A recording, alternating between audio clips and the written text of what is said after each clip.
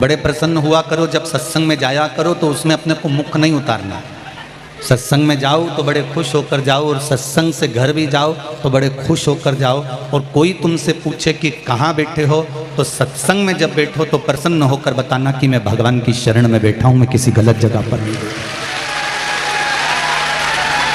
मैं किसी गलत स्थान पर या गलत जगह पर नहीं बैठा हूँ, मैं भगवान की शरण में बैठा हूँ। उसकी शरण में, उसके चरणों में भक्ति का एक बल हमारे भीतर जागृत हो जाता है। एक बात आपको कहें, जब लड़का पढ़ता नहीं है ना, जब लड़का विद्या अध्ययन नहीं करता, पढ़ता नहीं है, पढ़ाई पर उसका ध्यान नहीं रहता, पढ़ता नहीं, तब हम बच्चे से कहते हैं थोड़ा कम से कम 12वीं तक तो पढ़ ले, थोड़ा BA BCom तो कर ले, कम से कम 12वीं तक तो पढ़, BA BCom तो कर ले कम से कम। हम उस लड़के को, हम उस बच्चे को बार बार समझाते हैं कि BA कर ले, BCom कर ले, थोड़ा पढ़ ले, अच्छे से पढ़ाई कर ले, कुछ नहीं कर तो कम से कम थोड़ा बहुत तो पढ़ ले, मैट्रिक तो कर ले, 12th तो कर ले, 10th तो कर ले, BCom BA तो कर ले। घर के लोग अपने बच्चे को बार बार कहते हैं, बार बार समझाते हैं, बार बार पढ़ाते हैं कि इतना पढ़ ले, इतना पढ़ ले, इतना पढ़ ले। उसी तरह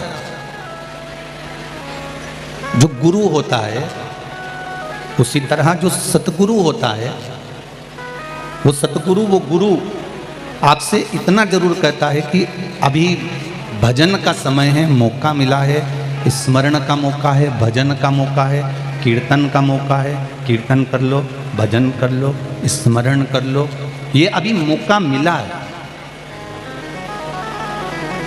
21,600 श्वास प्रत्येक मनुष्य को मिलती है, प्रत्येक मानव को प्राप्त होती है, और वो 21,600 श्वास का अगर सदुपयोग हो जाए, 21,600 श्वास का यदि सही उपयोग हो जाए तो परमात्मा को मिलने में फिर वो देरी नहीं होती, परमात्मा मिल जाता है। उस श्वास का सदुपयोग करना सीखो।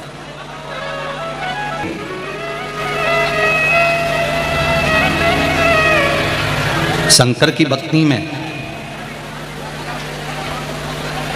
शंकर के स्मरण में, शंकर भगवान के मंत्र जाप में, शंकर भगवान के नाम जाप में, शंकर भगवान के स्मरण में जितनी श्वासें हमारी लग रही हैं, जितनी श्वासें हमारी जा रही है, समझ लेना कि पूर्व में जो श्वासें गई वो श्वास किसी काम की नहीं थी, और जो श्वास भगवान के मंत्र जाप में, भगवान के भजन में लग रही है, वो श्वास की कीमत स्वयं भगवान ही जान सकता है कि उसका आनंद क्या है, उसका सुख क्या है।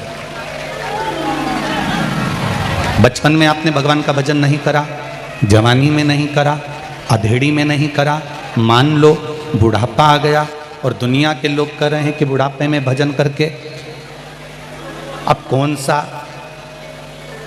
तुम इतिहास रच दोगे, तो कहने वाले को इतना जरूर कह देना, बताने वाले को इतना जरूर बता देना कि भगवान के भजन में, भगवान के कीर्तन में, भगवान के मंत्र जाप में, भगवान की कथा में उम्र नहीं देखी जाती। परमात्मा की भक्ति में उम्र का कोई क्रम नहीं है।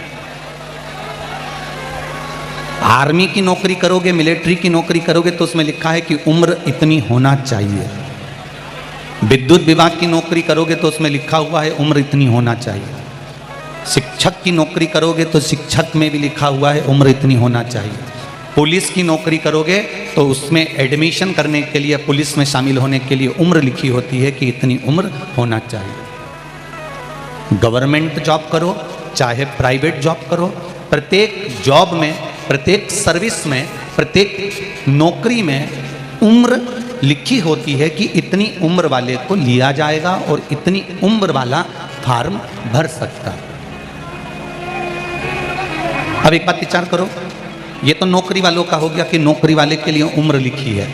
जो कपड़े की दुकान कर रहा है, पान की दुकान कर रहा है, किराने की दुकान कर रहा है, टीवी फ्रिज की दुकान कर रहा है, व्यापार कर रहा है, व्यवसाय कर रहा है, उसकी कोई उम्र लिखी है क्या? अरे बोलो तो जम के, नहीं लिखी ना। जो नौकरी कर रहा है उसकी उम्र लिखी कि तुम्हें इतनी उम्र तक नौकरी करना है, तुम्हें इस उम्र से शामिल किया जाएगा, तुम्हें इस उम्र में लिया जाएगा, तुम्हें इस उम्र में तुम्हारी नौकरी लगा दी जाएगी। पर जो धंधा कर रहा है, जो बिजनेस कर रहा है, जो व्यापार कर रहा है, उसकी कोई उम्र नहीं।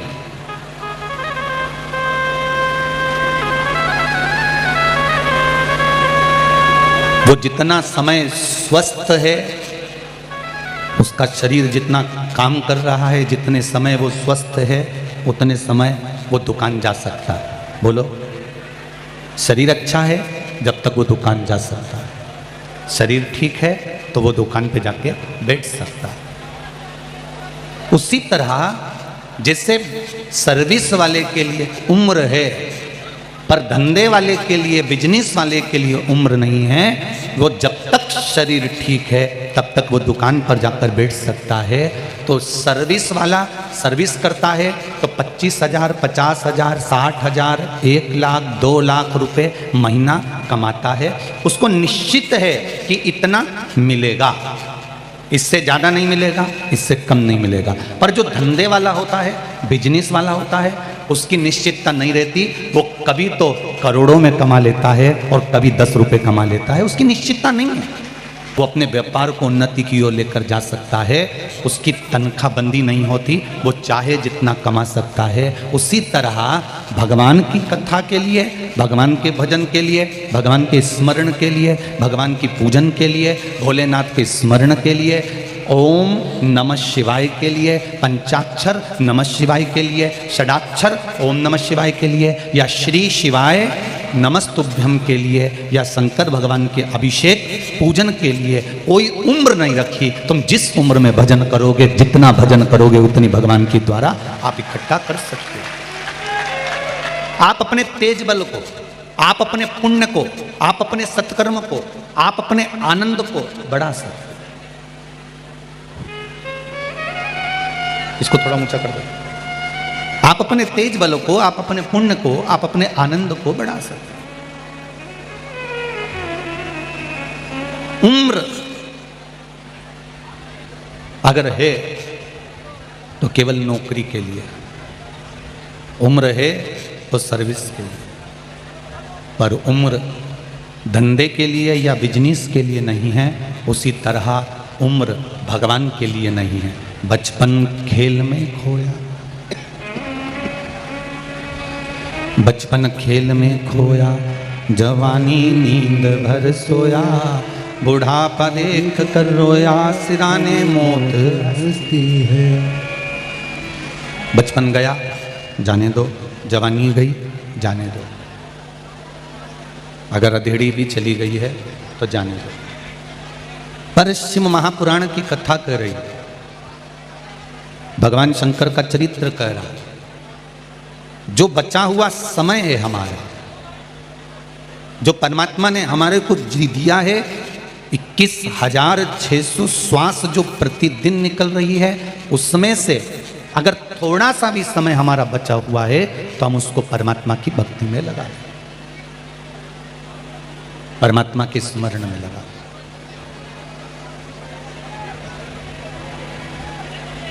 मैंने तेरे ही भरोसे, ओ बाबा तेरे ही भरोसे, हवा बिच उड़ती जावांगी, बाबा डोर हटो छठी नाम कटी जावांगी।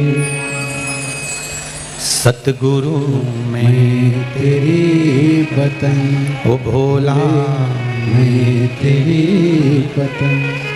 भगवान का नाम, भगवान का जाप, भगवान का स्मरण, भगवान का मंत्र जाप, भगवान का भजन, भगवान का कीर्तन, भगवान के मंत्र का स्मरण, भगवान को एक लोटा जो तुम जल समर्पित कर रहे हो, भगवान को एक बेलपत्र जो तुम समर्पित कर रहे हो, भगवान को एक चावल का दाना जो तुम समर्पित कर रहे हो वो अपनी चित्त वृत्ति में उतार कर रखना कि वो चढ़ाया गया एक लोटा जल इस मनुष्य देह का मृत्यु लोक में भी उद्धार करता है, और जब हम उस परमात्मा के दरवाजे जाते हैं तो वहां भी उद्धार कर देता है।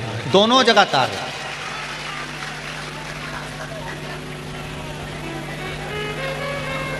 प्रत्येक जगह पर आपका किया गया भजन केवल मनुष्य देह को नहीं तार रहा है, आपका किया गया भजन केवल आप अकेले को नहीं तार रहा है, आपका किया गया भजन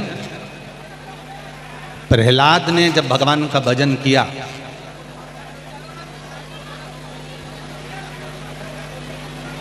और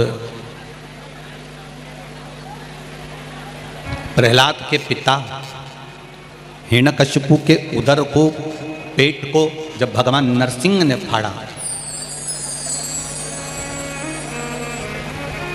प्रहलाद के पिता मर गए, प्राण छूट गए। प्रहलाद के पिता के प्राण छूट गए, मर गए। प्रहलाद की आंख में आंसू भरे थे और प्रहलाद के नेत्रों में जल भरा हुआ है। प्रहलाद रो रहे हैं, आंख में आंसू भरा हुआ है, रो रहे हैं प्रहलाद।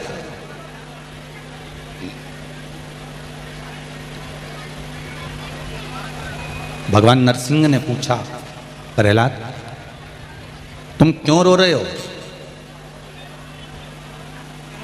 तुम्हारे पिता मर गए, तुम्हारे पिता के प्राण चले गए, तुम इसलिए रो रहे हो?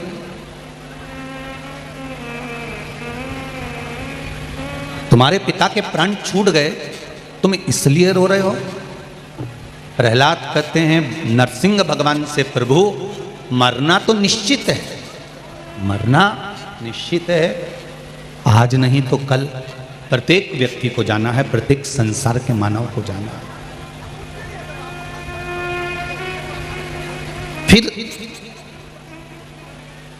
प्रहलाद तुम इतने बड़े ज्ञानी हो कि तुम्हें मालूम है कि संसार से हर व्यक्ति को जाना है, प्रत्येक मनुष्य को जाना है, प्रत्येक मानव को प्राण छोड़कर जाना है, फिर प्रहलाद तुम रो क्यों रहे हो? तुम्हारे रोने का कारण क्या है? पीछे की आवाज बढ़ाइए, एलईडी चालू करिए, पीछे की एलईडी बंद है, पीछे की एलईडी चालू करिए। तुम रो क्यों रहे हो? प्रहलाद जब तुम्हें मालूम है कि प्रत्येक संसार का व्यक्ति मरेगा, प्राण छूटेगा और उसके प्राण जाएंगे, तो फिर क्यों रोना?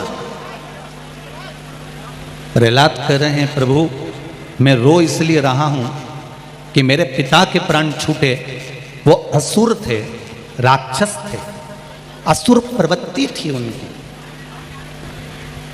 उनकी असुर प्रवृत्ति थी, उनके प्राण छूटे, उनके प्राण जा रहे हैं। मैं जानता हूं कोई असुर, कोई राक्षस अगर मरता है तो उसको नरक का भोग भोगना पड़ता, और मेरे पिता को भी नरक का भोग भोगना पड़ेगा, इसलिए मैं रो रहा हूं। भगवान नरसिंह ने कहा प्रहलाद तुम भूल गए, जिसके घर में 7 पीढ़ी में भी अगर एक कोई पुण्य करने वाला, दान करने वाला, भजन करने वाला, भगवान की सेवा करने वाला, शिव महापुराण की कथा करवाने वाला पैदा हो जाता है तो उसकी 71 पीढ़ी तो वैसे ही तर जाती है।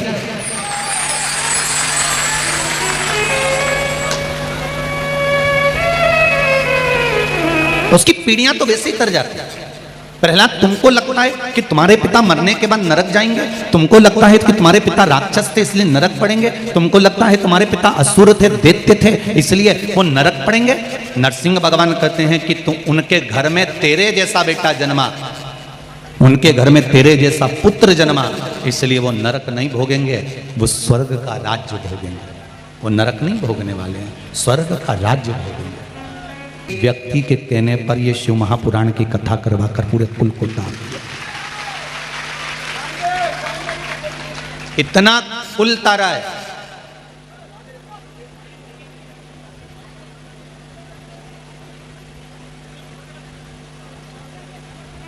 मोटरसाइकिल पे बैठकर 10 किलोमीटर, 50 किलोमीटर, 40 किलोमीटर दूर से पति के साथ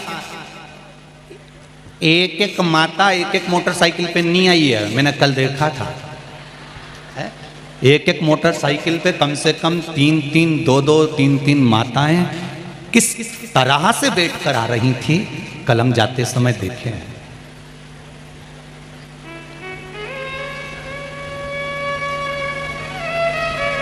मैं आस्था चैनल वालों से कहूँगा, केवल यही पंडाल नहीं, बाजू वाला पंडाल, ये पंडाल, बाहर जो धूप में चिलचिलाती धूप में बैठे हैं, जगह नहीं है तो गाड़ियों पर खड़ा कर कर बैठे हैं, कीचड़ है तो मेरी माताएं अपने साथ में दरी और चटाइयाँ ले लेकर आई हैं, अपने अपने गाँव से वो बिछा बिछा कर बैठी हैं। दुनिया में बहुत व्यवस्था कर सकते हो,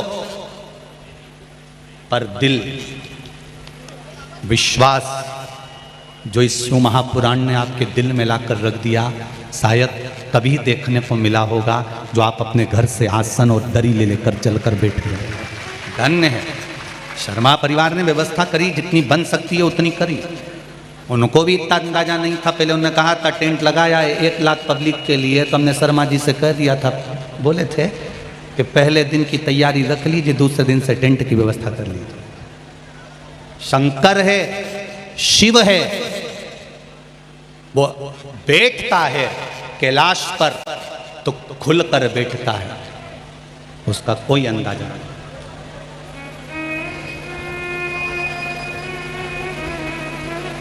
कोई अंदाजा नहीं। छोटे छोटे माताओं ने, कई माताएं तो अपने घर से चादर लेके आई हैं, चादर, और चादर को 4 डंडे से बांधकर एक उधर पकड़ के बैठ गई, एक उधर, और बीच में बाकी के उनके बच्चे और उनके परिवार वाले बैठे और कथा सुन रहे हैं। धन्य है मेरी माओ, प्रणाम करता हूं आपको, दंडवत करता हूं मेरी जीजियों आपको। छत्तीसगढ़ के रहने वासियों को मेरा बहुत बहुत धन्यवाद है साहब। यहाँ शंकर की कथा को आप लोग लेने के लिए आए हो, शिव तत्व को लेने के लिए आए हो, और ये विश्वास मानकर बैठना मेरी माताओं, जितने दिल से आपने शंकर भगवान को विश्वास कर कर अपने हृदय में शंकर भगवान को विश्वास कर कर, जितने लोग आस्था चैनल पर सुन रहे हैं, जितने फेसबुक को यूट्यूब पर सुन रहे हैं, जितने विश्वास के साथ आपने भगवान शंकर को अपने दिल में बिठाया है, ये विश्वास मानना कि तुम्हारे संकट को भी शंकर भगवान ने दिल से मिटाया है, तुम्हारे संकट को मिटा दिया। एक पत्र आया है, देखिए,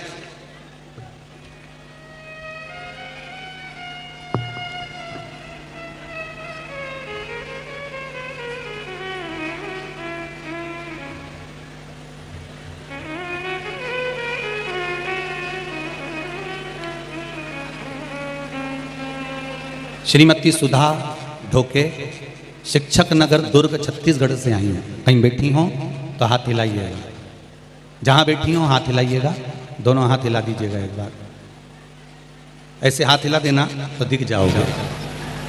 श्रीमती सुधा ढोके, शिक्षक नगर, दुर्ग, छत्तीसगढ़ से मैं आई हूँ। कोरोना काल से पहले से हम शिव कथा श्रवण कर रहे हैं, शिव कथा सुनते ही दूर हो गई।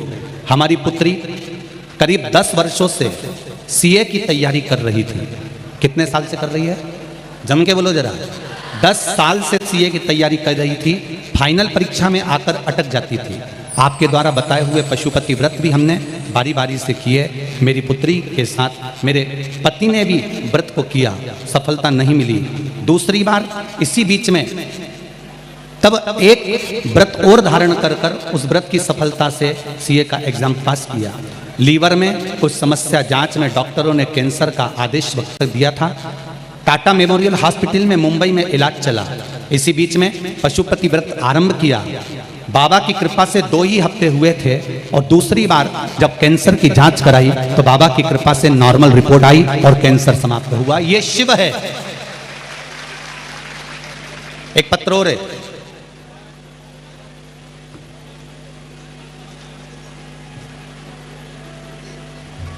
मेरा नाम सरिता शर्मा है।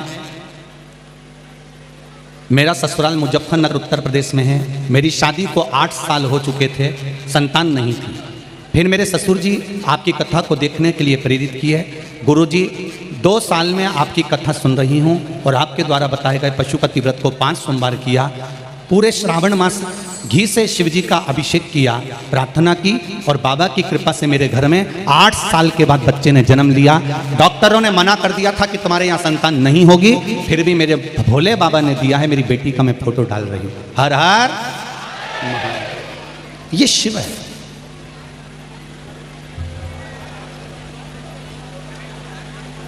ये शंकर है। आप दिल से भगवान शंकर का भजन करिए। मेरे शंकर भगवान को तुम्हारा दिखावा नहीं चाहिए। मेरी माताओं, फिर निवेदन करूंगा आपसे, मेरे शिव जी को दिखावा नहीं चाहिए।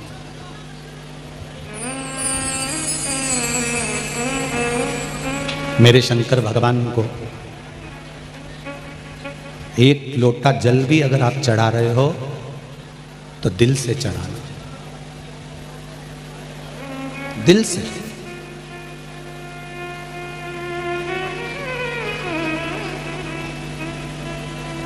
घड़ी देखकर, समय देखकर भगवान का भजन मत करना। भगवान का भजन घड़ी देखकर मत करो। भगवान का भजन ये मन से करो कि घड़ी का समय भी वो बदलेगा। हमें तो केवल उसका मंत्र जाप, उसका स्मरण करना।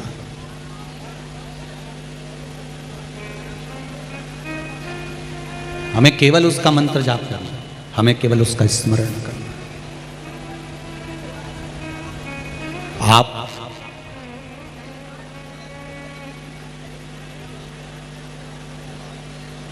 टूटी हुई कलम से जिस पेन की निब टूट गई हो, जिस पेन का पॉइंट टूट गया हो, जिस पेन की आगे की नोक टूट गई हो, टूटी हुई कलम से आप अपना भाग्य कभी नहीं लिख सकते। उसी तरह दूसरे की जलन से आप अपना भाग्य कभी नहीं लिख सकते। टूटी हुई कलम और जलन, ये कभी अपना भाग्य नहीं लिख। किसी की यहाँ 4 4 व्हीलर गाड़ी आ रही है, हमें जलना नहीं है। कोई कितना क्या बोल रहा है, हमें उसका कुछ विचार नहीं करना। कोई अपशब्द बोले, हमें उसका विचार नहीं करना। कोई ताने दे, हमें उसका विचार नहीं करना। कोई गाली दे, हमें उसका विचार नहीं करना। हमें तो भगवान की भक्ति कैसे प्राप्त हो, सनातन धर्म कैसे जागे, हमारे घर के बच्चों को हम संस्कारित कैसे बना सकते। हम सपरिवार आपकी शिव कथा सुनते हैं। कई लोगों ने पहले हमारा बहुत मजाक उड़ाया कि ये लोग तो पागल हो गए हैं। इसमें लिखा है, योगेश्वर जी जैसे लोग आपका मजाक उड़ाते हैं, ऐसे सीहोर वाले महाराज का तो दुनिया मजाक उड़ाती है। थोड़ी सी भी पूजन कराते हैं तो लोगों को लगता है इन्होंने गलत करा दिया। शिवरात्रि की रात्रि के समय पर शिव महापुराण में लिखा है कि शिवरात्रि की पूजन रात्रि के समय 4 पहर में होती है। पहले पहर की कर लो, चाहे दूसरे पहर की करो, चाहे तीसरे पहर की करो, चाहे चौथे पहर की करो। शिवलिंग का निर्माण करो, पूजन करो, विसर्जन करो। जो नहीं समझते उनको तो केवल कैसे भी उंगली उठाना। अब ये तो शिव महापुराण में लिखा कि शिवरात्रि की पूजन रात्रि को हो सकती है, शिवलिंग का निर्माण हो सकता है, विसर्जन हो सकता है, पूजन हो सकती है। जो उंगली उठाने वाले हैं उनसे मुझे तो केवल इतना सा पूछना था कि गणेश जी महाराज रात्रि को विसर्जन होते हैं, देवी जी आधी रात को लोग विसर्जन करने जाते हैं, उसके लिए कभी आप लोगों ने आगे बढ़कर क्यों नहीं कहा? उसके लिए तो कभी एक बार प्रयास करना था। ये आधी रात को गणेश जी विसर्जन, और आप खुद चिल्ला चिल्ला के कहते हो गणपति बप्पा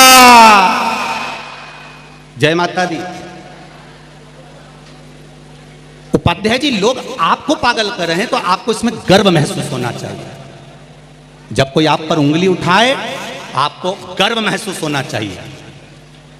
लोग कहते हैं सीहोर वाला महाराज पगला है, और ईमानदारी की बात है, पागल बने लेने में प्रमोशन होता है, समझदारी में तो डिमोशन होता है।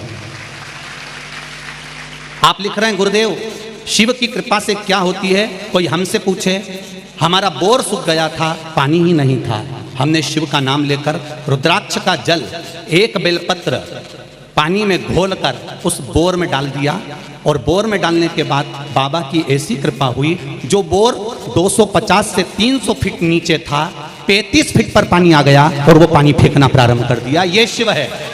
भक्ति किसको कहते हैं?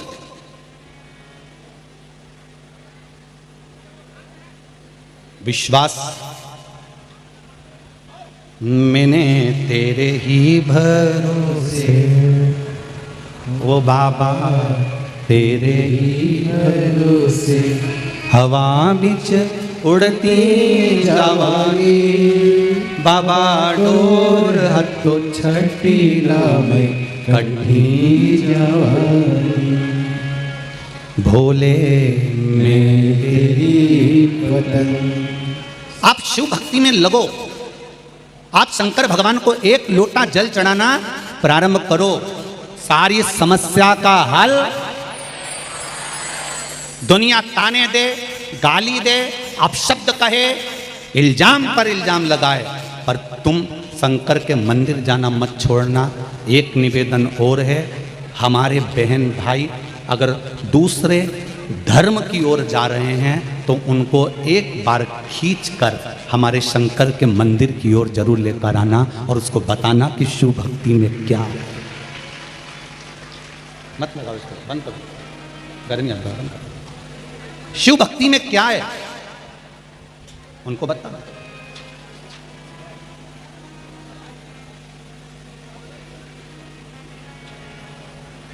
शंकर भगवान की भक्ति में क्या रखा है, शंकर भगवान के भजन में क्या रखा है, शंकर भगवान को एक लोटा जल चढ़ाने में क्या फल की प्राप्ति होती है। जब इस बहन का लीवर किडनी में हुआ कैंसर, पशुपति व्रत करने से, एक लोटा जल चढ़ाने से जब शिव की कृपा से ठीक हो सकता है। पुत्री ने जो सीए की अंतिम वर्ष की परीक्षा जून में दी थी, पशुपति व्रत करने से 15 जुलाई 2022 को रिजल्ट में 10 साल से जो फेल हो रही थी, बाबा की कृपा से जब वो 10 वर्ष से फेल होने वाली बेटी सीए की पढ़ाई करने वाली पढ़ी लिखी बेटियां, बेटे क्या भगवान पर विश्वास करें? पर एक बार व्रत करने के बाद अगर शंकर भगवान ने सीए के फाइनल में पास कर दिया तो क्या वो बेटी शंकर का मंदिर छोड़ेगी, फिर शिव का स्मरण छोड़ेगी? दुनिया के लोग पूछते हैं शंकर जी की भक्ति में क्या है।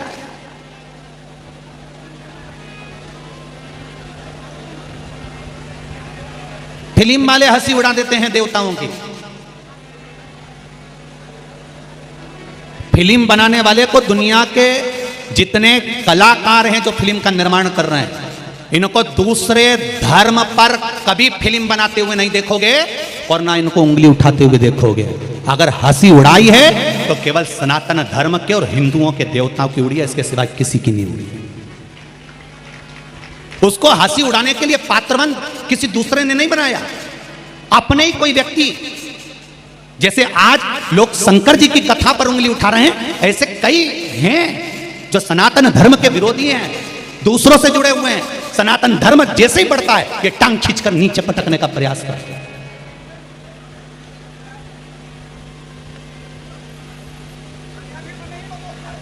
अरे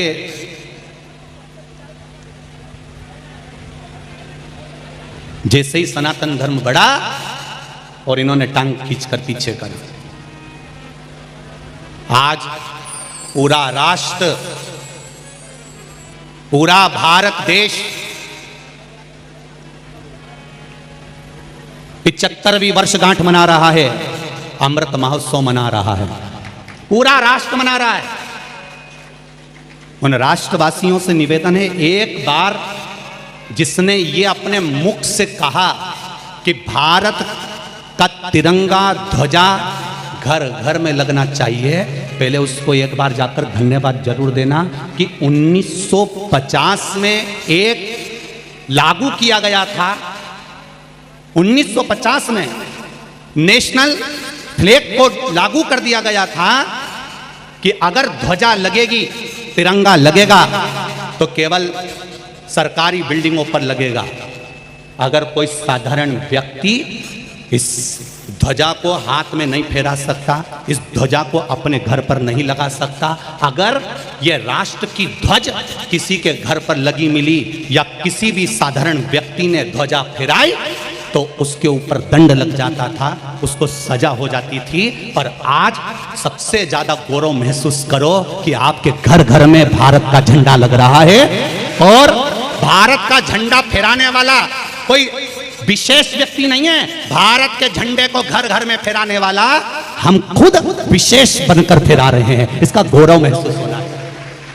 शंकर भगवान की कथा कहती है, जीवन में जो सुख का अनुभव है, भगवान के पावन चरणों का जो रस तत्व है, एक लोटा जल की जो महत्वता है, जो शिवजी को चढ़ा रहा है, वो जानता है कि शंकर की भक्ति का फल क्या है।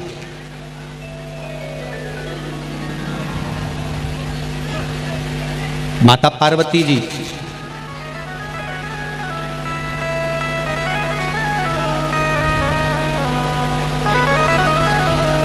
शिवजी से कहती हैं, बाबा जो दुनिया का सबसे सुंदर वन हो उस वन का मुझे दर्शन करा दो। आवाज बढ़ ला बाबू। दुनिया का जो सबसे सुंदर वन हो उस वन का मुझे दर्शन करना।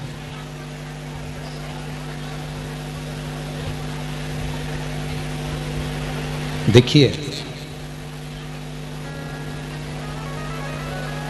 पार्वती माता के पिता और माता के जो संस्कार हैं वो पार्वती माता में आए हैं। आपके घर के बच्चों के जो संस्कार दिखते हैं उससे ये मैं क्या संस्कार है?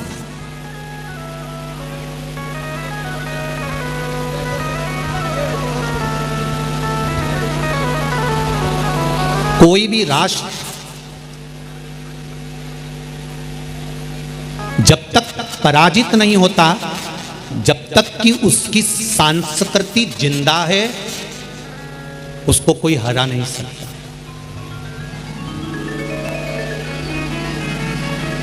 उसको कोई मिटा नहीं सकता।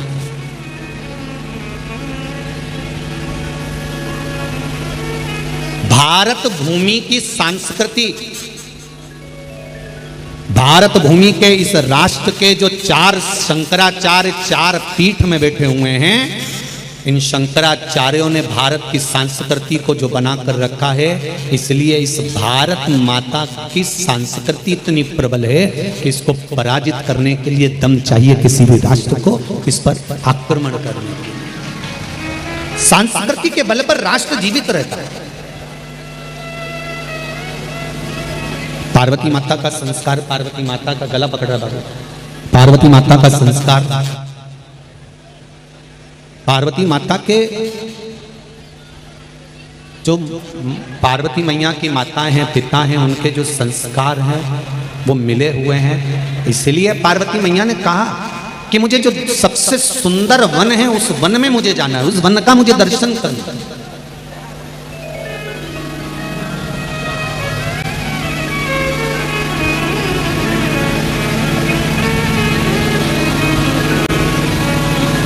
भगवान शंकर ने पार्वती जी से कहा, तुम वन में जाकर करोगी क्या? अगर दुनिया के सबसे सुंदर वन में तुम चली जाओगी तो तुम करोगी क्या? एक पत्नी के मुझे शॉपिंग मॉल में जाना है, तो पति उससे पूछे कि तुम शॉपिंग मॉल में जाकर करोगी क्या? तो पत्नी कहेगी मुझे बच्चों के लिए कपड़े खरीदना है, सामान खरीदना है, मुझे ये खरीदना है, मुझे वो खरीदना है। और अगर कोई पत्नी अपने पति से कहे कि मुझे घुमाने के लिए वो पहाड़ी पर ले चलो, पति पूछे तुम उस पहाड़ी पर करोगी क्या? तो पत्नी बोले मुझे वहां से फूल तोड़ के लाना है, मुझे सामान लेकर आना है, मुझे देख कर आना है, मैंने बहुत सुना है, एक बार उस पहाड़ पर चलो तो सही, एक बार उस गार्डन में चलो तो सही, एक बार उस वन में चलो तो सही, मुझे देख कर आना है। पार्वती जी ने शिवजी से कहा कि दुनिया के सबसे सुंदर वन में मुझे लेकर चलो, दुनिया का सबसे सुंदर वन मुझे देखना, मुझे आप वहां लेकर चलो। शंकर भगवान ने पूछा, पार्वती उस सुंदर वन में दुनिया के सबसे श्रेष्ठ वन में जाकर तुम करोगी क्या? तो पार्वती जी ने जो जवाब दिया वो दुनिया की कोई माता नहीं दे सकती। पार्वती जी कहती हैं उस वन में जाकर मुझे आपकी पूजन करना है और आराधना करना है और तप करना है। ये संस्कार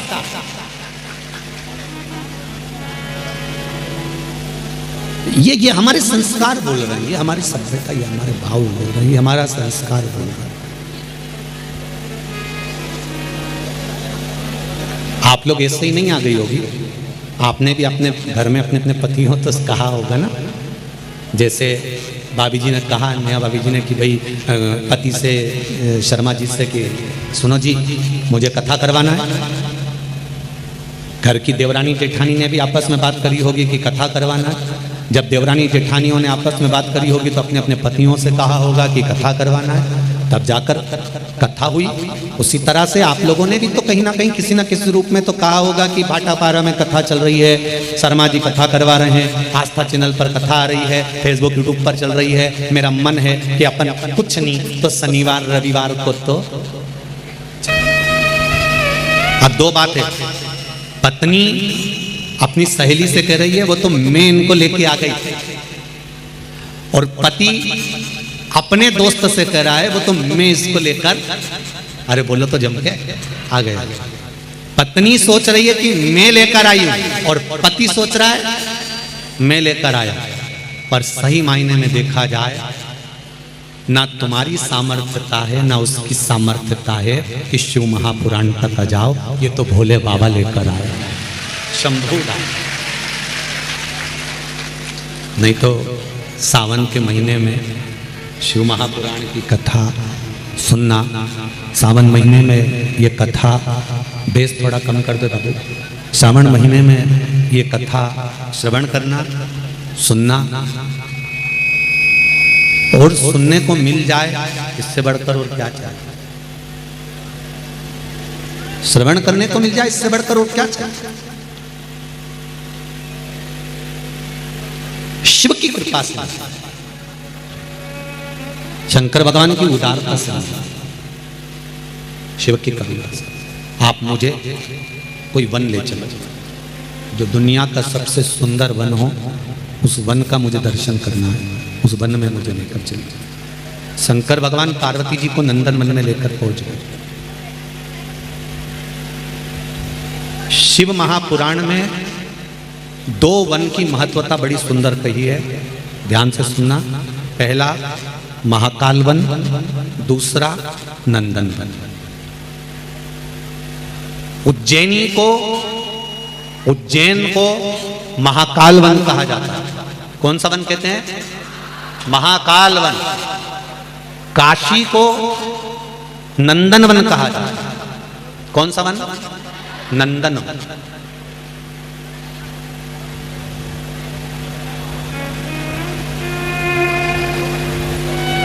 भगवान शिव पार्वती जी को ले गए नंदन वन, और माता पार्वती जी को नंदन वन ले जाकर भगवान शंकर ने एक वृक्ष के सामने बिठा दिया।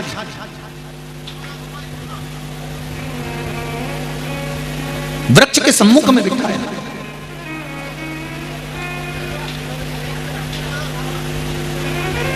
पार्वती मैया ने शिव जी के चरणारविंद को पखारा। शिव जी के चरणारविंद को पखार कर माता पार्वती मैया शंकर भगवान से कहती हैं कि आप मेरे पास में बैठे रहना, मैं आपका स्मरण करना चाहती हूं। पंचाक्षर मंत्र का जाप माता पार्वती जी ने करना प्रारंभ किया। नमः शिवाय, ओम नमः शिवाय, नमः शिवाय, ओम नमः शिवाय, नमः शिवाय, ओम नमः शिवाय, नमः शिवाय, नमः शिवाय। पंचाक्षर मंत्र का जाप, पंचाक्षर मंत्र का स्मरण माता पार्वती जी ने करना प्रारंभ करा। थोड़ी देर बाद देवादिदेव महादेव उठे, जाने लगे। पार्वती जी ने रोका, स्वामी रुको, कहां जा रहे हो?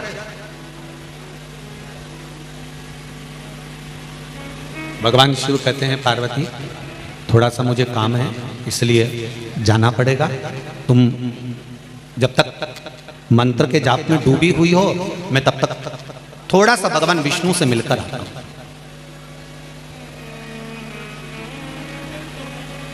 बहुत ध्यान देना इस कथा पर जरा।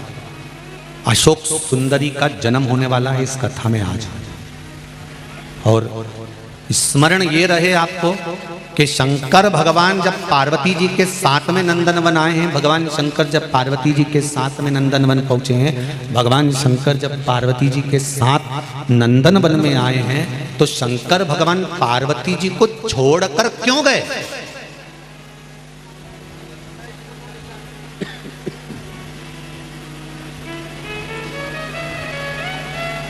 पार्वती जी को छोड़कर जाने की शिव जी को क्या जरूरत पड़ गई?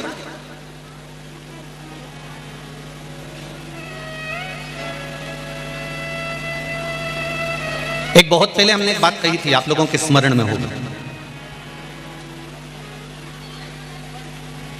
कि कथा सुनने बैठो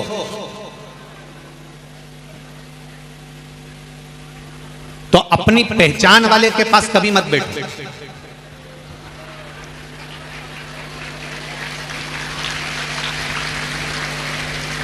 पर यहां हमने कथा के उल्टा देखा है। यहां लोग हाथ हिला के बुला लेते हैं। यहां जो अपने परिचित होते हैं ना, पहचान वाले, उनको हाथ हिला के बुलाते हैं। यहां थोड़ा उल्टा है।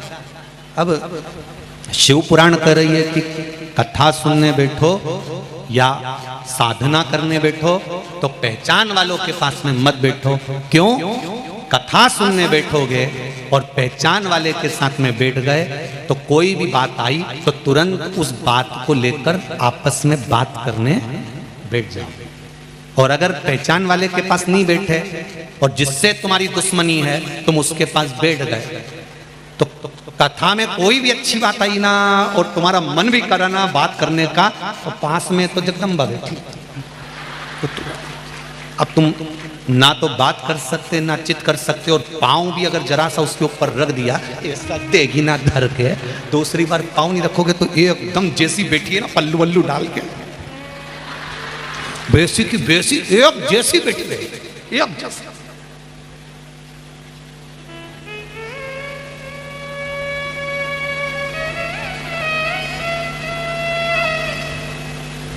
अकेले बैठे सत्संग करना है ना, कथा श्रवण करना है ना, भगवान की आराधना करना है ना, तप करने बैठे हो ना, साधना करने बैठे हो ना, भगवान को पाने बैठे हो ना, भगवान से नींद लड़ाने बैठे हो ना, तो अकेले की साधना होना चाहिए। आसन लगाया, बैठ गए। शंकर भगवान पार्वती जी को नंदनवन में छोड़कर चले गए तो पार्वती जी पूछ रही हैं कि आप हमें छोड़कर क्यों जा रहे हो? शंकर भगवान ने कहा मुझे भगवान विष्णु बुला रहे हैं इसलिए मुझे जाना पड़ेगा, मुझे वहाँ पहुँचना पड़ेगा, मुझे वहाँ जाना है, मैं वहाँ चले जाता हूँ, मेरा वहाँ पर काम बहुत सारा है तो मैं वहाँ चले जाऊँगा, मैं वहाँ पहुँच जाऊँगा, मैं वहाँ चले जाता हूँ।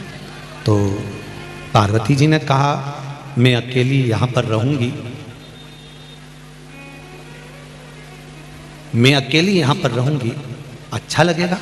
शंकर भगवान कहते हैं पार्वती सुनो, माता के गर्भ से अगर जुड़मा संसार में अकेले आए हो और अकेले ही जाओ, ये निश्चित हो गया,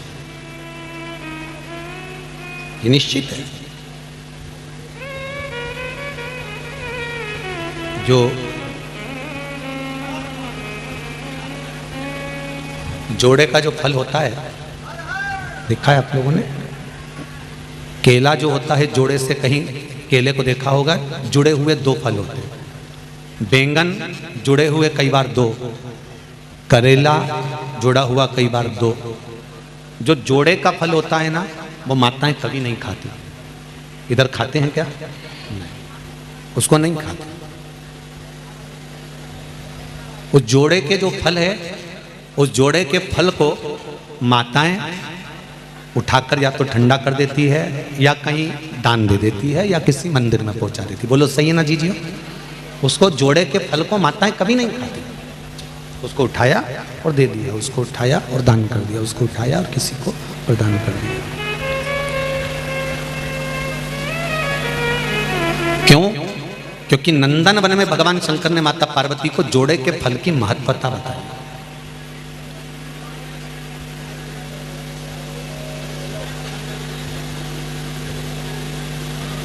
जोड़े के फल का सेवन करने की महत्वता, जोड़े के फल को खाने का क्या दोष है, उस तक का वर्णन हमारे यहाँ पुराण और शास्त्रों में वर्णन है। कभी योग लगे तो भविष्य पुराण का थोड़ा सा स्मरण करिएगा। गीता प्रेस गोरखपुर की भविष्य पुराण मंगवाइएगा और उस भविष्य पुराण को थोड़ा सा पढ़िएगा।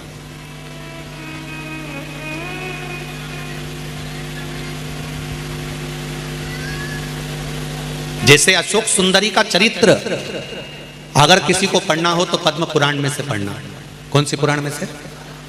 पद्म पुराण में से। अशोक सुंदरी का चरित्र अगर कहीं मिलेगा तो आपको पद्म पुराण में मिलेगा। अशोक सुंदरी का पूरा परिवार का वर्णन, अशोक सुंदरी के जो बच्चे हुए भगवान कृष्ण के, भगवान शंकर के जो नाती पंथी हुए,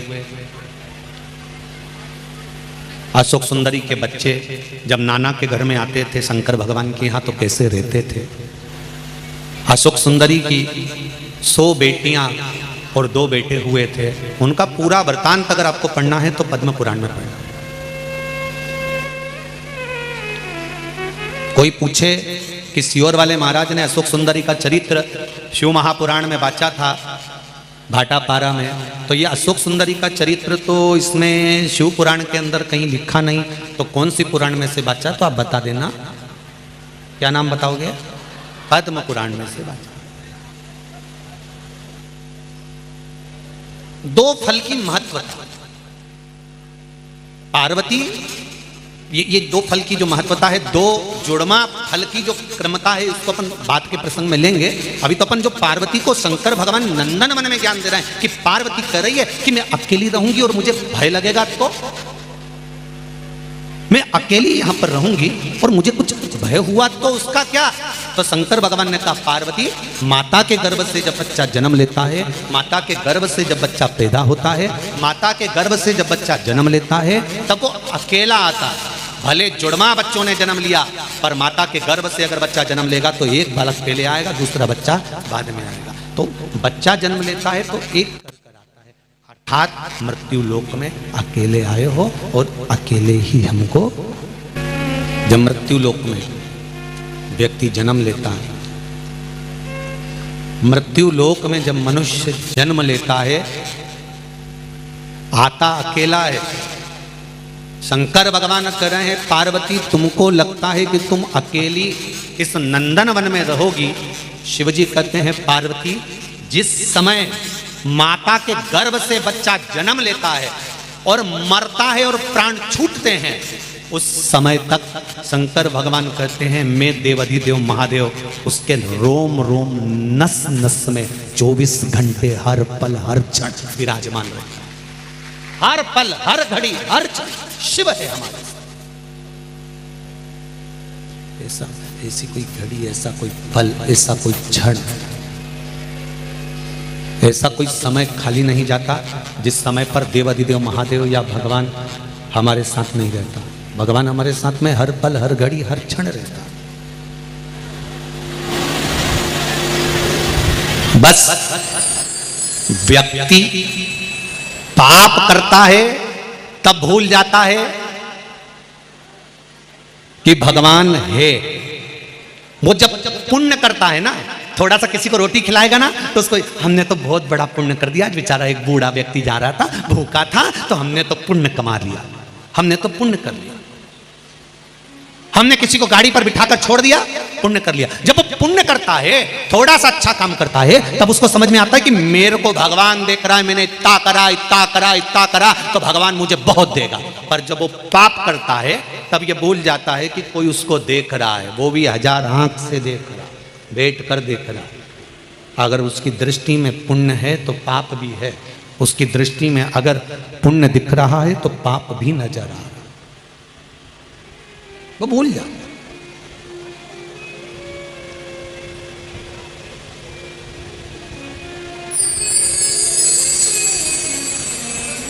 आज एक पत्र सुबह जहां हम रुके हैं वहां एक पत्र आया था। उस पत्र में लिखा हुआ था कि आस्था चैनल पर कथा आ रही है, फेसबुक यूट्यूब पर कथा चल रही है, फिर ये भाटापारा में इतने सारे लोग कथा सुनने के लिए क्यों आए हैं गुरुजी, इसका कोई उत्तर है क्या? तो उस समय तो नहीं दिया, पर उसका उत्तर हम आपको दे देते हैं। जब इतने सारे लोग एक साथ पंचाक्षर मंत्र नमः शिवाय, षडाक्षर मंत्र ओम नमः शिवाय या श्री शिवाय नमस्तुभ्यम या राम नाम या कृष्ण नाम का एक साथ जाप करते हैं तो मुख से एक बार मंत्र निकलता है, और वो मंत्र जब इतने लाखों लोगों के मुख से एक साथ निकलता है तो ये 3.5 करोड़ रोम छिद्र सब तर जाते हैं, एक बार में ही तर गए।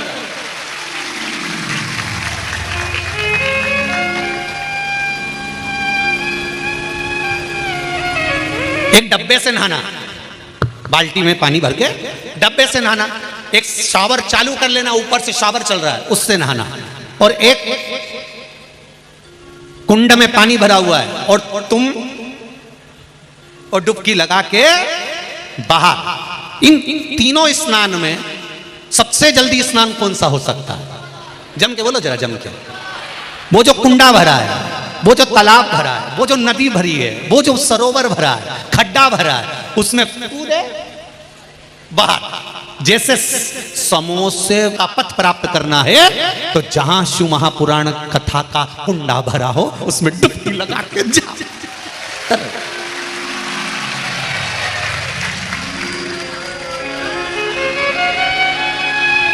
कुंड भरा हुआ है,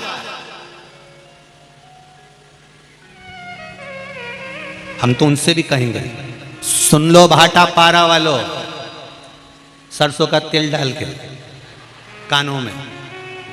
तुम्हें लगता है कि यहाँ पर बहुत भीड़ हो रही होगी इसलिए हम नहीं जा पा रहे, तो भाटापारा वालों से निवेदन है, दिन में कथा में नहीं आ सकते तो रात को यहाँ जो माता बहन भाई बैठकर श्री शिवाय नमस्तुभ्यम सोते हुए आनंद में अपना अपना आसन लगाकर 2-5 हजार लोग यहाँ पर पंडाल में रहते ही हैं, तो वो भजन करते हैं। तुम रात को इस कुंडा में नहाने नहीं आ सकते, दिन में नहीं आए तो रात डुबकी लगा के चले।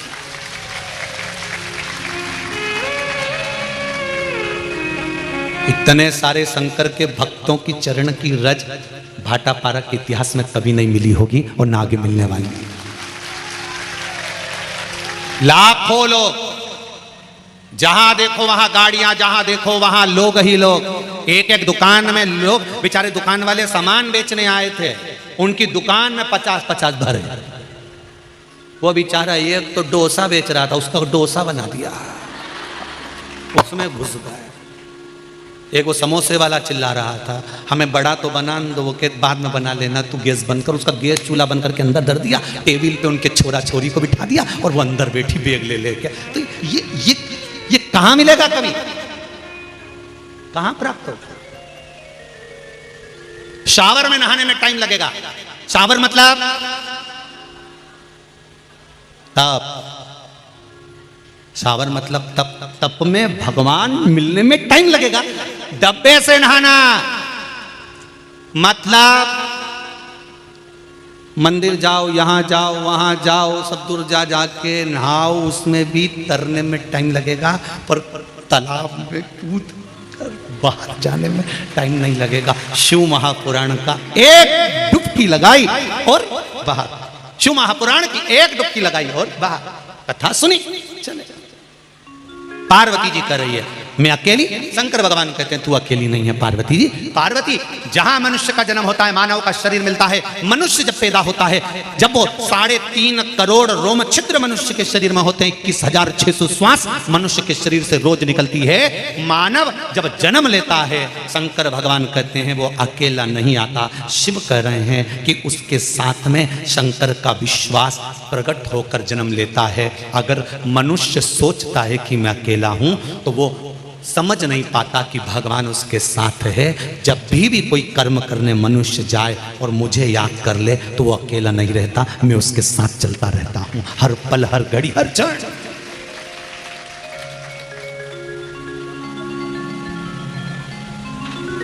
एक क्षण भी व्यर्थ नहीं जाने देता।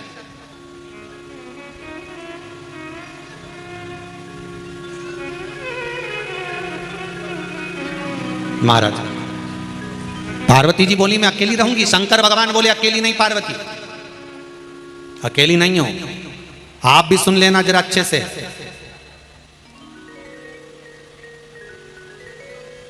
सामूहिक रूप से किया गया भजन, सामूहिक रूप से किया गया कीर्तन, सामूहिक रूप से किया गया स्मरण, ना जाने एकांत में अकेले रहकर भगवान की भक्ति को धारण करना, उसको हृदय में बिठा लेना, उस परमात्मा को अपने भीतर प्रकट करने का प्रयास करना कि परमात्मा कहाँ है, उसको देखने का प्रयास। शंभु शरणे पड़ी मांगू घड़ी रे घड़ी, दुख काटो दया करी निदर्शन। शिव तत्व को जानो।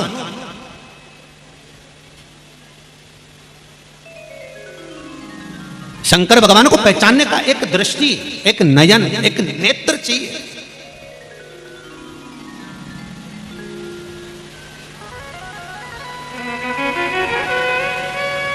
अरे भाई, दांत दुखते हैं तो दांत के डॉक्टर के पास जाना पड़ता है, बोलो सही है। आंखें खराब हुए तो बोलते जाओ, आंख के डॉक्टर के पास।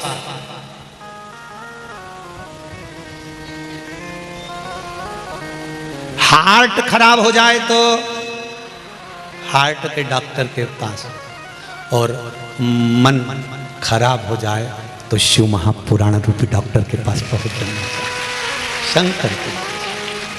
फिर निवेदन करूंगा मेरी जीजियों से, मेरी माताओं से, जब तुम्हारा ये मन तुम्हें लगे कि मेरा काम नहीं चल रहा, व्यापार नहीं चल रहा, धंधा नहीं चल रहा, नौकरी नहीं चल रही, दूसरों की निंदा मत करो, ईर्ष्या मत करो, अपशब्द मत बोलो, ताने मत दो, गालियां मत दो, आड़ा टेढ़ा मत बोलो। जब तुमको लगे कि मेरा व्यापार नहीं चल रहा, मेरा काम नहीं चल रहा, मैं सब जगह से हार चुका हूं, तब अंत में किसी से कुछ नहीं कहना। जो तुम्हारे नजदीक में शंकर जी का मंदिर हो, उस मंदिर में थोड़ी देर जाकर शंकर भगवान के शिवलिंग का दर्शन करो। नंदी की पीठ पर हाथ रखकर उसके कानों में कह कर आ जाना, बाबा से कह दे मेरे दुख काट दे, बहुत दुखी हूं मैं, एक बार तो के नंदी मेरे दुख को काट दे, उसके कानों में कह कर आ जाओ। आप दिल से कहो तो उसको।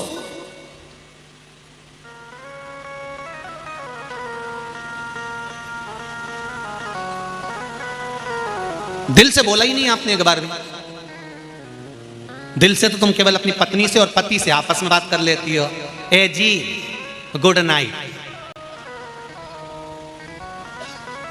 इतने दिल से तुम कभी देवाधिदेव महादेव से बोली हो, भोला ए भोला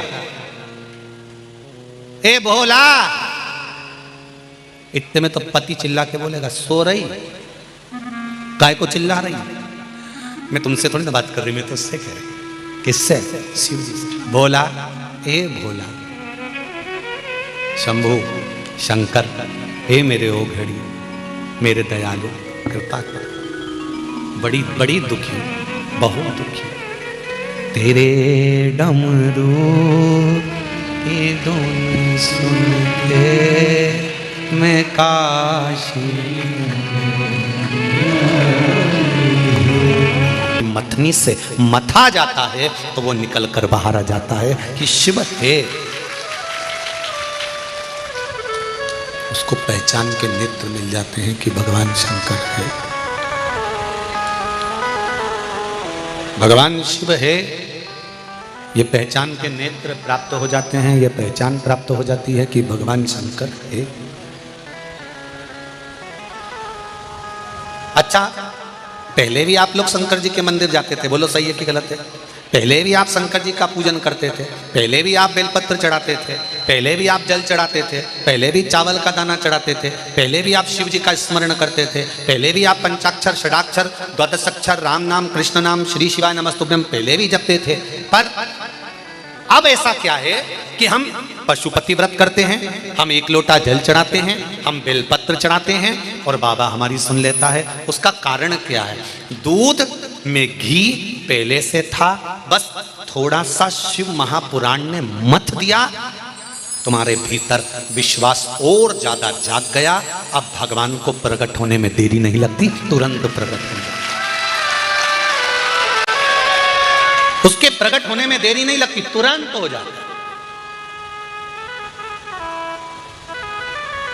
ये नवयुवक बेटे बेटियां, ये बहुएं, ये बेटे, ये बच्चे, जो ये पूरे पंडाल में जितने लोग बैठे हैं, इसमें बुढ़ा बुढ़ी तो कम है। 70, 75, 80, 90 और 100 साल वाले तो यहां कम है। यहां आपको मिलेंगे तो 60 के नीचे के ढेर लगे हुए हैं। जहां देखो, अब ये लोग कहते हैं नवयुवक लोग तो टाकीज में बैठे मिलते हैं, मॉल में बैठे मिलते हैं। उनसे कहूंगा जो कहते थे मॉल और टाकीज में मिलते हैं, एक बार इन नवयुवक बेटा बेटियों को देखना है तो शिव महापुराण में आकर देखो।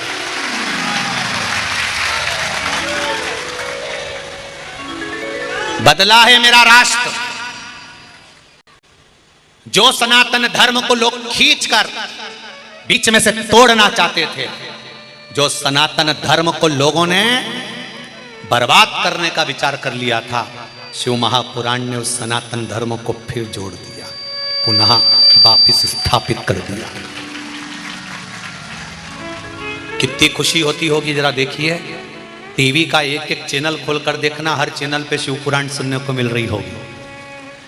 एक एक गांव में जाकर देख लो, जो पंडित जी वास्ता मिलेगा, अखबार खोलोगे और शिव पुराण मिलेगी। कभी सोचा था, कभी जिंदगी में विचार करा था कि एक लोटा जल चढ़ाने से क्या शंकर जी राजी हो जाए? एक लोटे जल से क्या शिव प्रसन्न हो सकते हैं?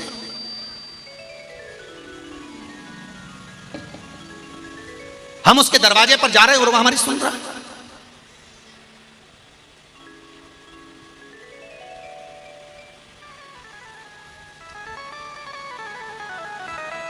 कल हम आशीष से कह रहे थे, आशीष, कि कुबेरेश्वर धाम 12 ज्योतिर्लिंग के बीच में बाबा ने अपने आप बनवाया।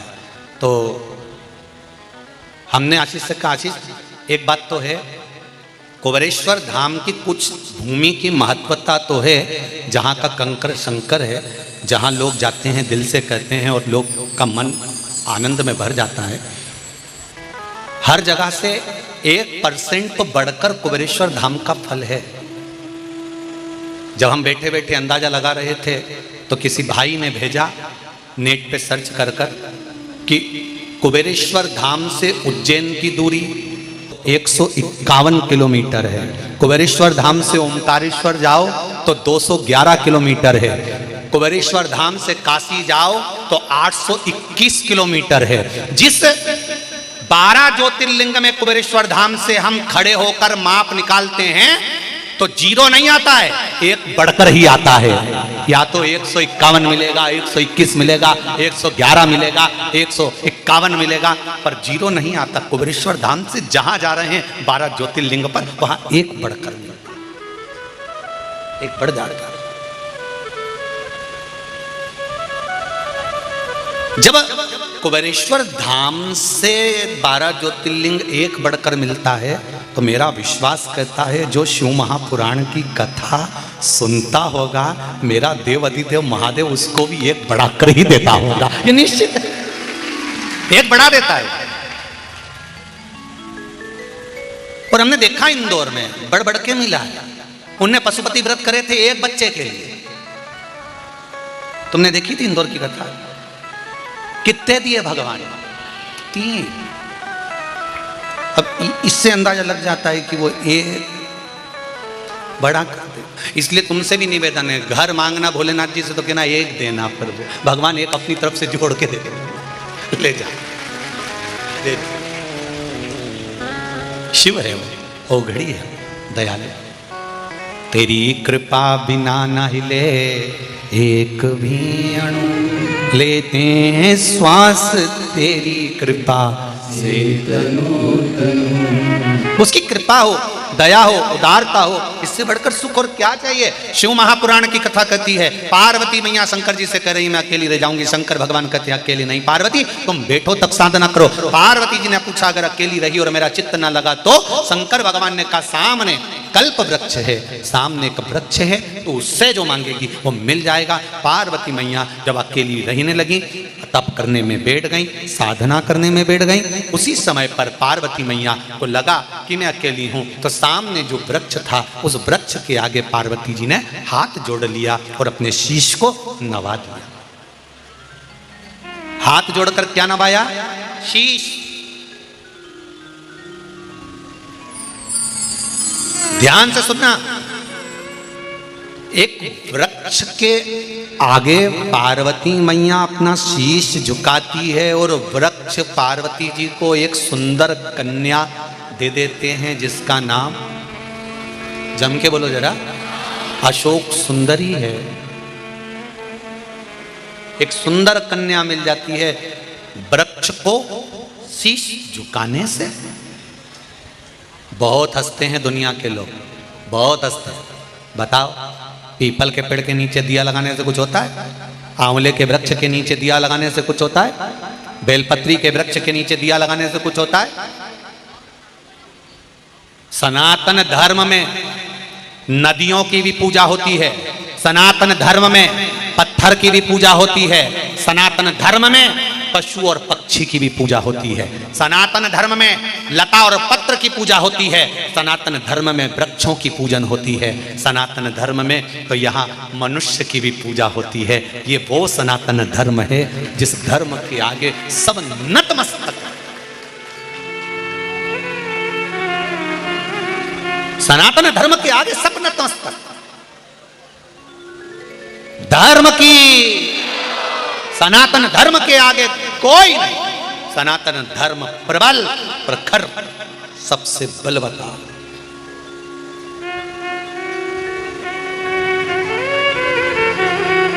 ध्यान दो, माता पार्वती जी ने हाथ जोड़ा, सिर नवाया और उस वृक्ष ने एक सुंदर कन्या पार्वती जी को दे दी जिसका नाम अशोक सुंदरी था। तो क्या हम किसी के आगे सिर झुकाएंगे, वृक्ष को प्रणाम करेंगे? पीपल वृक्ष हो, आंवले का वृक्ष हो, बट वृक्ष हो, बेलपत्री का वृक्ष हो, सिद्ध वृक्ष हो, सिद्ध बट हो, हम अगर प्रणाम करेंगे तो क्या हमको नहीं देगा? आप दिल से उससे मांगे।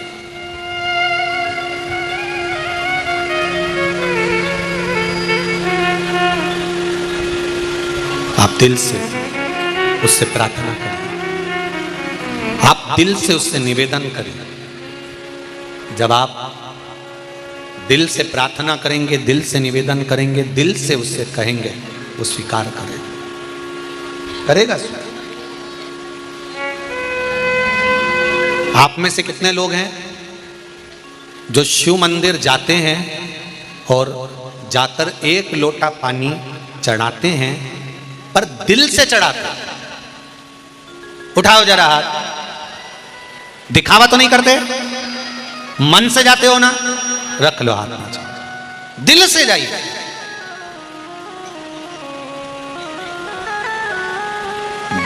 जब पार्वती मैया ने हाथ जोड़ा वृक्ष के सामने। शिव जी कहकर गए थे, पार्वती इससे जो मांगेगी वो मिल जाए। हाथ जोड़ा, निवेदन करें, आप कृपा कर दो, आप दया कर दो।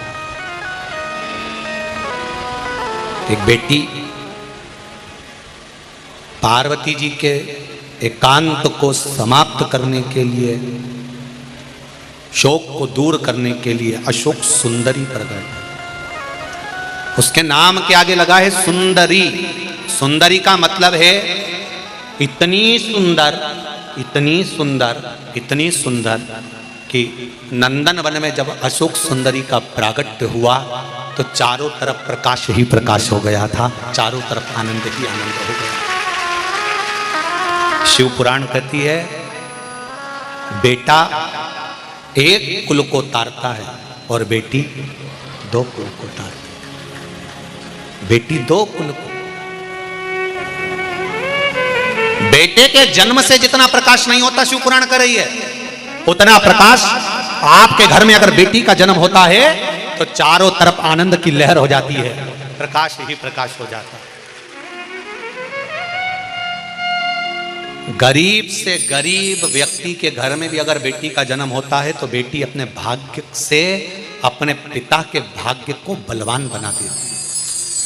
पिता के भाग्य को प्रबल बनाने वाली हैं बेटियां, प्रबल, पिता के भाग्य को प्रबल। जिनके घर में एक बेटी का जन्म होता है वो किस्मत वाले होते हैं, भाग्यशाली होते हैं। जिनके घर में दो बेटी का जन्म होता है उनके भाग्य को शेषनाग जी अपने फंड से वर्णन नहीं कर सकते। जिनके घर में 3-4 बेटियां जन्म ले लेती हैं उनके लिए शंकर भगवान कहते हैं वो घर कोई दूसरा नहीं होता। सबसे ज्यादा बेटी का जन्म शंकर भगवान कर रहे। मेरे घर में 5 जया, विषहरा, सामरी, बारी, दौतली, देव, अशोक सुंदरी, ज्योति, मनसा, मेरी बेटियों का नाम अगर मैं पुकारूं तो कितना कम ना हो। भगवान शिव कहते हैं जिनके घर में बेटी जन्म लेती है, शंकर जिस समय पर माता पिता कन्यादान करने के लिए बैठते हैं उस समय पर माता पिता नहीं होते। शंकर पार्वती स्वयं माता पिता के रूप में कन्यादान करने के लिए बैठते हैं, स्वयं शिव और पार्वती। मेरा निवेदन बेटियों से, दूसरे के दिखावे में आकर भटक मत जाना।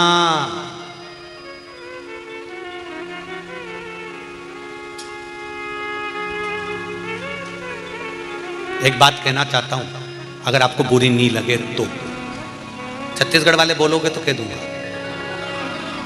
बोल दूं। आजकल सनातन धर्म की बेटियों को तोड़ने के लिए एक नई रीत चालू कर दी है। बहुत अच्छी अच्छी जिम खुल गई। जिम जानते हो, पहचान गए? बहुत अच्छी अच्छी जिम खुल गई है जिनमें बहुत अच्छे अच्छे ट्रेनर आ गए हैं, ट्रेनिंग देने वाले। वो सनातन धर्म की बेटियों को वो ट्रेनर कौन है, कैसे हैं, किस तरह के हैं, वो हमारी बेटियों को लुभाने के लिए रखे जाते हैं और हमारी बेटियों को सनातन धर्म से तोड़ने के लिए रखे जाते हैं। भेजो बेटियों को, जिम में मना नहीं है। भेजो बेटियों को सनातन धर्म की ओर अग्रण्य बढ़ाएं। और बेटियों से भी निवेदन है, किसी दूसरे प्रलोभन में आकर अपने माता को कन्यादान से वंचित मत करना। जिस जगह पर माँ बाप कन्यादान करते हैं वहां शंकर और पार्वती विराजमान। जिस दिन आपका कन्यादान आपके माँ बाप करेंगे तो बेटियों तुम उस दिन सबसे ज्यादा खुश होना कि तुम्हारे माँ बाप ने कन्यादान करा है। कन्यादान तुम्हारे माँ बाप नहीं, मेरे शंकर और पार्वती ने करा है। उस दिन प्रसन्नता होना चाहिए, उस दिन आनंद होना चाहिए, तुम्हारे जीवन में खुशियां आना चाहिए, तुम्हारे जीवन में एक आनंद की अनुभूति होना चाहिए कि यहां कन्यादान करने कोई माँ बाप साधारण नहीं बैठे हैं। कन्यादान करने के लिए स्वयं शंकर और पार्वती बैठे हैं। मेरा विश्वास कहता है शिव महापुराण की कथा सुनने वाली बेटियां अपने माँ बाप को कन्यादान का मौका जरूर देंगी और वो कोई गलत जगह नहीं जाएंगी, ये मेरा विश्वास है।